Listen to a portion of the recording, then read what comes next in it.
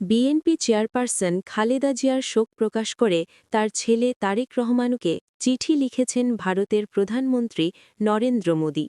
চিঠিতে তিনি নতুন সূচনার প্রত্যাশার কথাও জানিয়েছেন। মোদী লিখেছেন, খালেদা জিয়ার প্রস্থান অপূরণীয় শূন্যতা সৃষ্টি করলেও তার দৃষ্টিভঙ্গি ও উত্তরাধিকার টিকে থাকবে।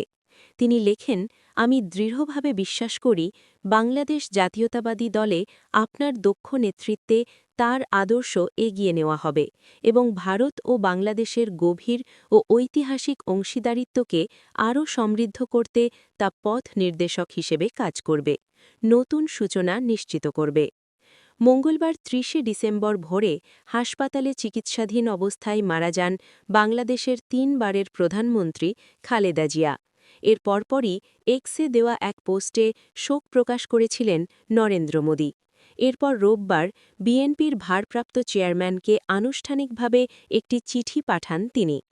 এরপর ভারতের পররাষ্ট্রমন্ত্রী এস জয়শঙ্কর বুধবার ঢাকায় এসে খালেদা জিয়ার প্রতি শ্রদ্ধা জানান এবং ভারত সরকারের শোকবার্তা তারেক রহমানের কাছে হস্তান্তর করেন। বিএনপির ভারপ্রাপ্ত চেয়ারম্যানকে প্রিয় তারেক রহমান সাহেব সম্বোধন করে মোদি চিঠিতে লেখেন, আপনার মা বাংলাদেশের সাবেক প্রধানমন্ত্রী ও বিএনপির চেয়ারপারসন মহামান্য বেগম খালেদা জিয়ার প্রয়াণের খবরে আমি গভীরভাবে শোকাহত। এই গভীর ব্যক্তিগত শোকের সময় আমার আন্তরিক সমবেদনা গ্রহণ করুন।